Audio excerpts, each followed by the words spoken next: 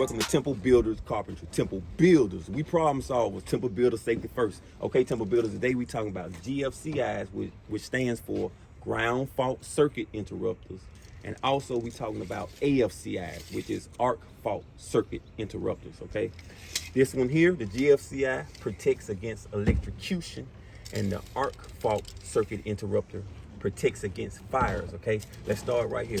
Okay, the ground fault circuit interrupter, or GFCI, is required by code in potentially wet locations where the danger of shock is high. Those wet locations are kitchens, bathrooms, okay, laundry rooms, all right, garage, unfinished basements, okay, outdoors.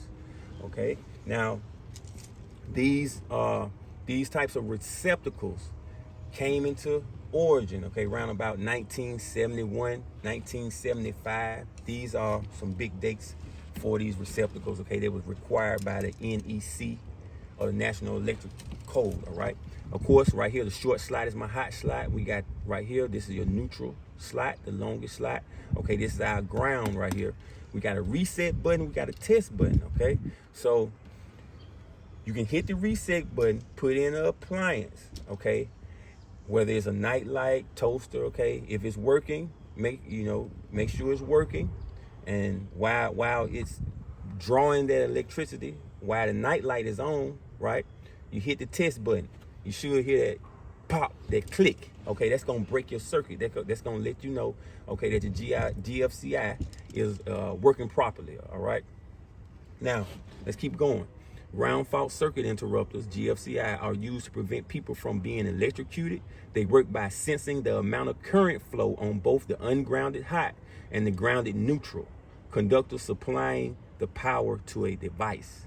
Okay, so let's say if you got a device pulling 7 amps, okay, 7 amps being pulled from your hot going into the device, okay, and returning back to your neutral. Okay, it should be 7 amps returning back to your neutral. Okay, it's sensing that balance. Your GFCI is, okay. In theory, the amount of current in both conductors should be equal but opposite in polarity. Okay, it's gonna be equal. We're talking about the 7 amps, so you got 7 amps being drawn from our hot going into our device and returning 7 amps back into our neutral. But the signs are different, but opposite in polarity. What that means is one sign is going to be negative, the other sign is going to be positive. That's why I got a video that talks about line splitters and clamp meters. That's why if you on that video, it was a lamp, and I had a clamp meter. I put that clamp meter around the lamp's cord, and I didn't get a reading. Okay, that's because there's 2 conductors there that's equal but opposite in polarity. Okay, because they opposite in polarity, they're canceling each other out. You're getting a net zero. They're canceling each other out, so you're not reading any current. All right, so that's why you need that line splitter to put into your receptacle, right? Split the lines, and then you can put your clamp meter on one of those conductors to get a read. Okay, let's keep on going. The maximum ground fault current before tripping is 0.005 amps. Okay, this is not lethal, but could induce fibrillation. Okay, so it's not enough to kill you, but you definitely feel it. All right, so in the 1920s, 1960s, there was something called cloth wiring. Okay, that's in these older homes. Okay, that's basically, it is what it says. It has cloth around the conductors instead of plastic. Okay, and also you have something called knob and tube that uses porcelain knobs and porcelain tubes. Okay, this was introduced around 1880 to the 1940s. Okay, both of these methods are outdated. Okay, now the reason why I'm saying this is because in these older homes, you'll see these right here, these type of receptacles right here. Okay, this is a 2-prong receptacles. Okay, 2-prong receptacle. All right, now with the 2-prong receptacle, right, it don't have a ground on it. It don't have a ground, and it's usually one of these 2 electrical systems that's supplying the power to these receptacles. Okay, so what you can do, instead of changing out the whole house, which is going to be costly, instead of rewiring the whole house, more inexpensive or cheaper way of making your electrical system more safe is using a GFCI. Okay, you can use the GFCI to replace your two-prong receptacle. Okay, and you're going to get the same protection. Okay, it's inexpensive, but you know a better way to use, you'll use a dual function receptacle, which would be a GFCI, and it's also an AFCI in one. That'll be the ideal method to go with. Okay, now let me give you an example with this GFCI. Okay, let's say in your bathroom there's a woman there that's blow drying her hair. Okay, she got the water running, she got water in the vanity or in the sink, right? And then she blowing her hair, she's not paying attention to anything, right? But you got a GFCI in that bathroom, right? So if she becomes part of the circuit, electrical circuit, that GFCI gonna sense the imbalance in the electrical current, and it's going to trip. It's gonna trip the circuit, it's gonna break the circuit, okay? And it's not gonna allow that shock to be deadly. All right, when you're dealing with GFCIs, that's what we're dealing with, okay? It's to prevent electrocution.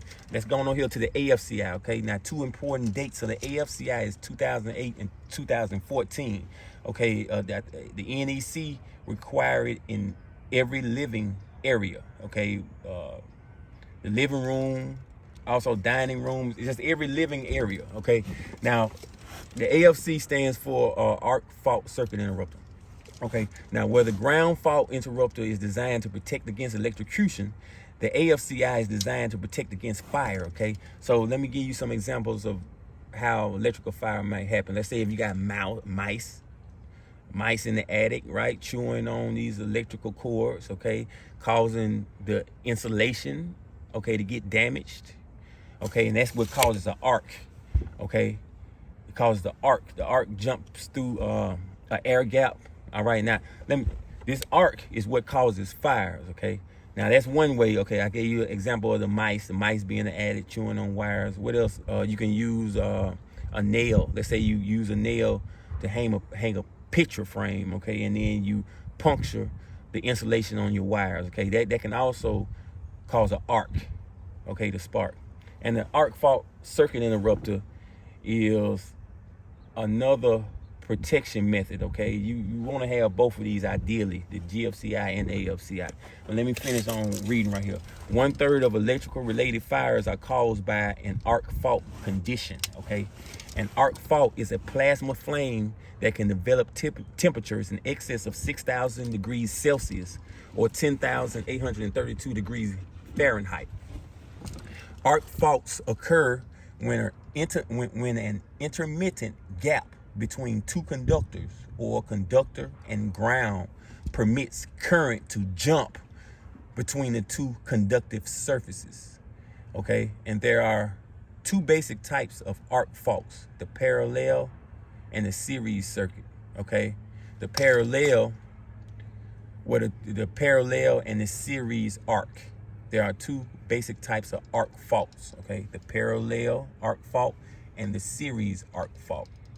Okay, the parallel arc faults dealing with two conductors touching. Let's say in your lamp, the cable for your lamp, somehow the wires got frayed. Those in the insulation became damaged. You can have those two wires touching. Okay, that can cause a parallel arc fault. And a series arc fault dealing with loose connections. Okay, and so this, if you look at the arc fault, the configuration is similar to the GFCI. Okay, you got a test button, you got the reset button. Okay, you got your short, hot, you got your slot right here for the neutral, and you got your ground.